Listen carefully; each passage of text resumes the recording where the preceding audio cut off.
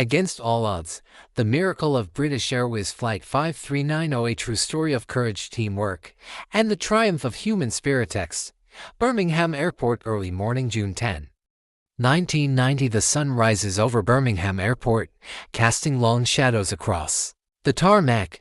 British Airways BC-111 aircraft sits at the gate, gleaming white with its distinctive red, white, and blue livery. Ground crews perform their final checks as passengers board for what should be a routine 90-minute flight to Málaga. Pain.int. Flight 5390 cockpit continuous. Captain Tim Lancaster, 42, a seasoned pilot with over 11,000 flight hours, settles into the left seat. His movements are precise, practice the confidence of a man who has made this journey hundreds of times before. Beside him, First Officer Alastair Atchison, 39, equally experienced with 7,500 hours under his belt, runs through the pre-flight checklist. Lancaster: morning, Alastair. Beautiful day for flying. Atchison: indeed it is, Tim. Weather's perfect all the way to Málaga. Should be smooth sailing. Neither man knows that in just 13 minutes, their lives and the lives of 81 passengers will hang in the balance in one of aviation's most extraordinary emergencies.int. Flight 5390 cabin. Continuous cabin buzzes with the excitement of holidaymakers. Families settle in for their vacation flights, children pressed against windows, couples sharing travel guides. At the back of the aircraft, cabin crew members Nigel Ogden, Susan Prince, and Simon Rogers prepare for takeoff, their professionalism masking the routine nature of what they believe will be an ordinary flight.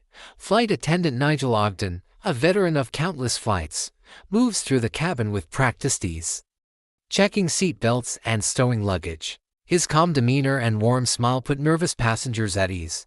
Ogden to a nervous passenger: don't worry, love. Captain Lancaster's one of our best. You're in excellent hands. How prophetic those words would prove to be.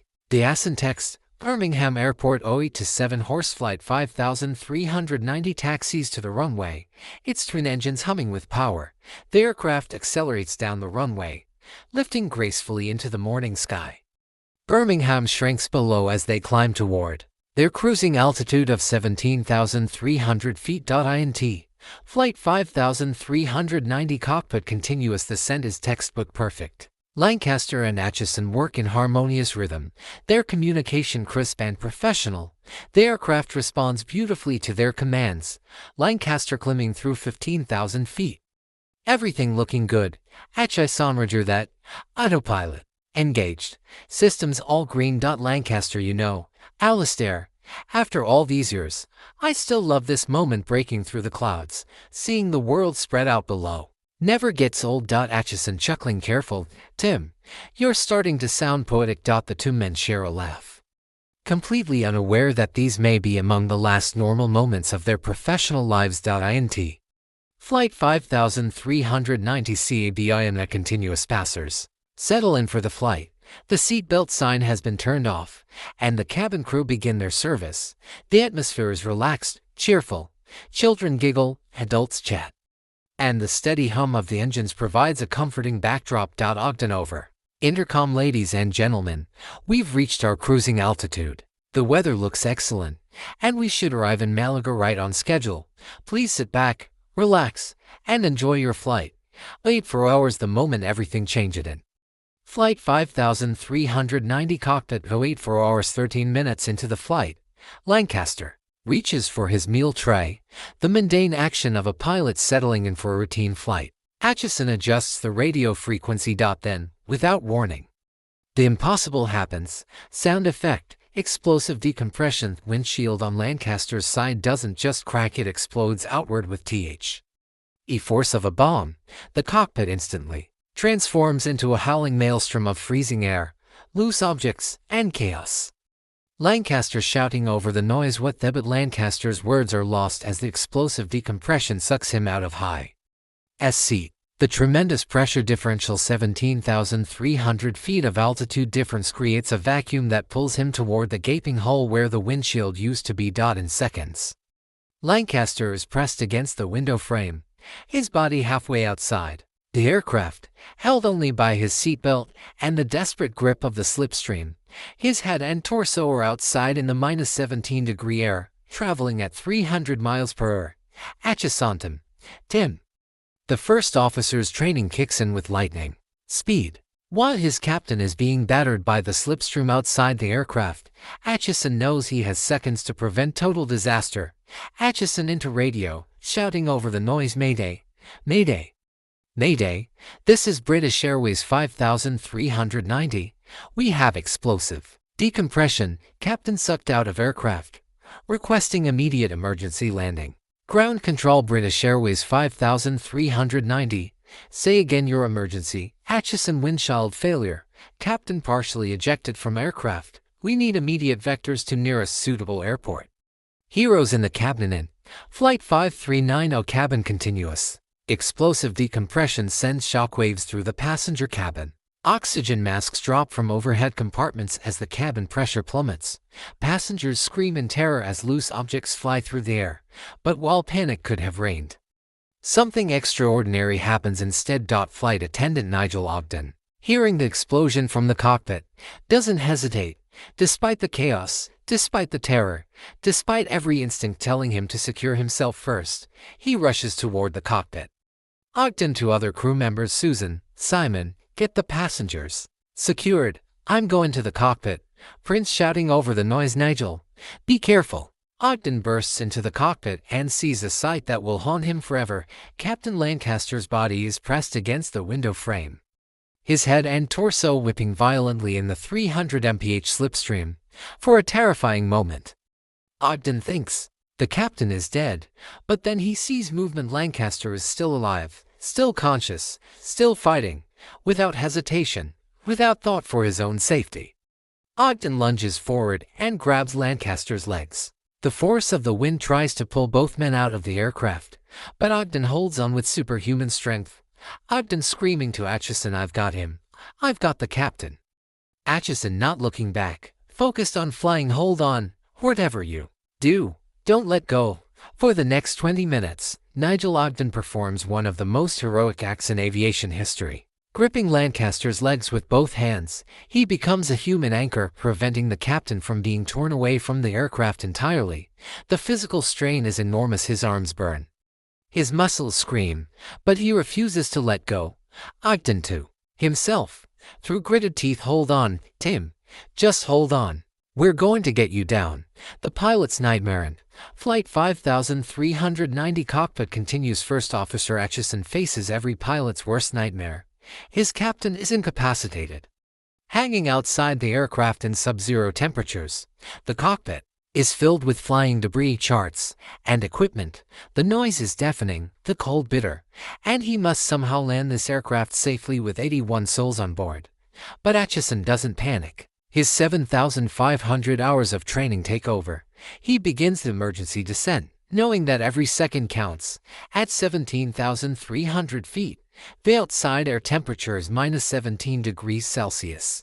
Lancaster is being battered by 300 mph winds and is rapidly succumbing to hypothermia and hypoxia. Atchison into radio Southampton control. British Airways 5390 requesting immediate descent to breathable altitude.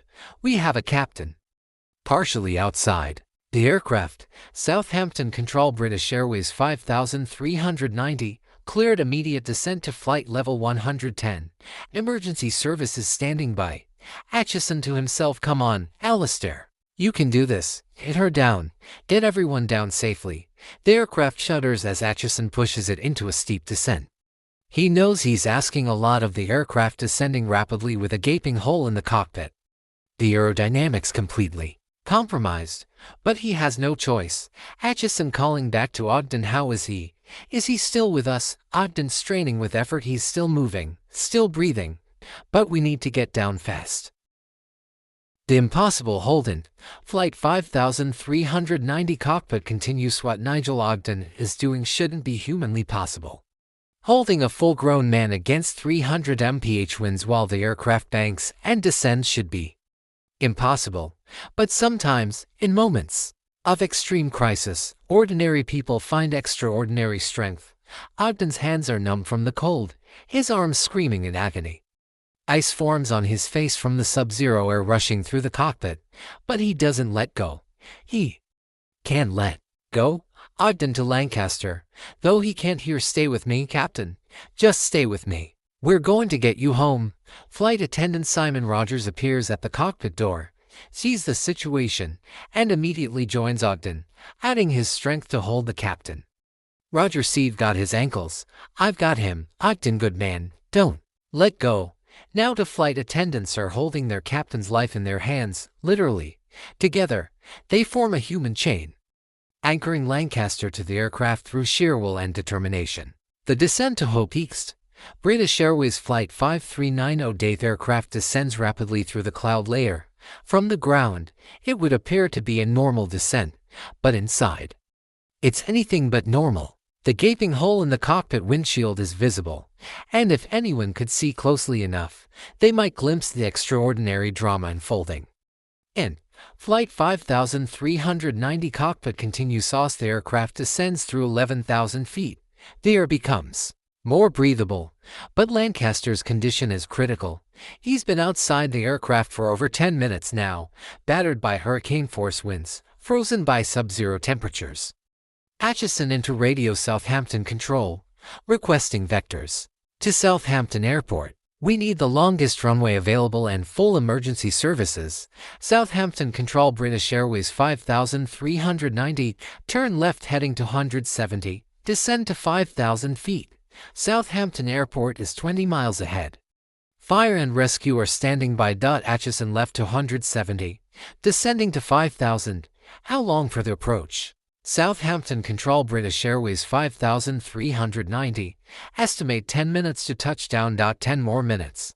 Can they hold on for 10 more minutes? Ogden to Rogers, his voice strained. Simon, I don't know how much longer I can hold him. My hands are going numb. Roger, seem not letting go. Whatever happens, I'm not letting go. Ogden, neither am I. We're all going home today. All of us. The miracle of human endurance. Flight 5390 cabin continues in the passenger cabin. Flight attendant Susan Prince works miracles of her own. Despite the terror of the situation, despite the oxygen masks and the emergency descent, she moves through the cabin with calm authority, checking on passengers, reassuring children, helping the elderly. Prince to a frightened passenger, we're going to be fine. The first officer is an excellent pilot, and we'll be on the ground soon. Passenger, what happened? That noise. Prince, we've had a technical issue, but everything is under control.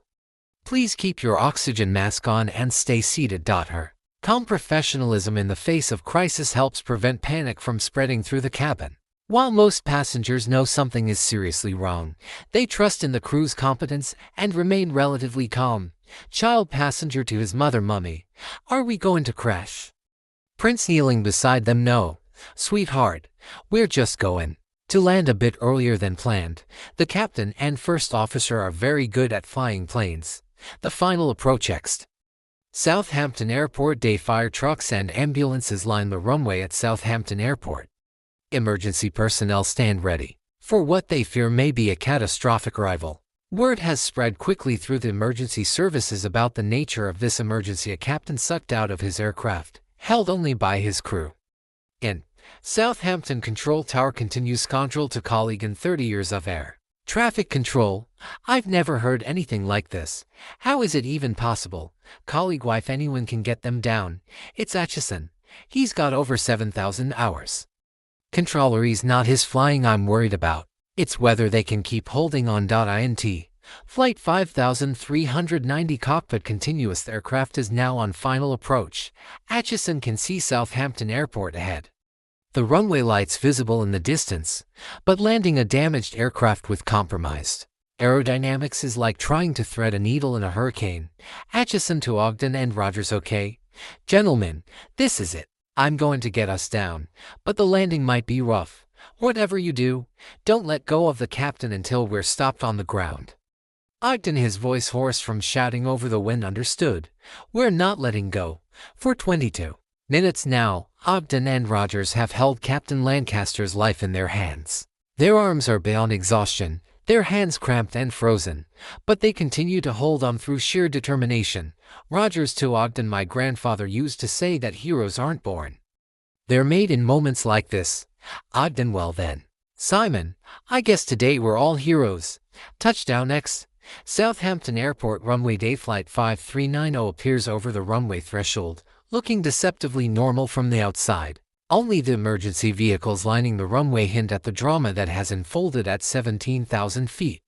In Flight 5390 cockpit continuous actions brings the aircraft down with the skill of a master craftsman. Despite the damaged cockpit, despite the compromised aerodynamics, despite the extraordinary circumstances, his landing is smooth and controlled. Atchison, as the wheels touch down. We're down. We're down. The aircraft rolls to a stop on the runway. For the first time in 22 minutes, the nightmare is over.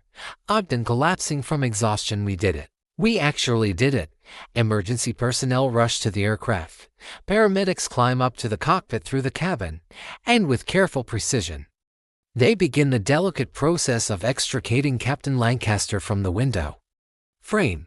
Miraculously, incredibly, against all odds, Tim Lancaster is alive, battered, hypothermic, injured, but alive. He has survived 22 minutes outside an aircraft traveling at 300 miles per hour at 17,000 feet. The aftermaths. Southampton Airport ladder ambulances carried injured away. Captain Lancaster, though severely injured with frostbite, a broken thumb, and multiple bruises, is conscious and talking.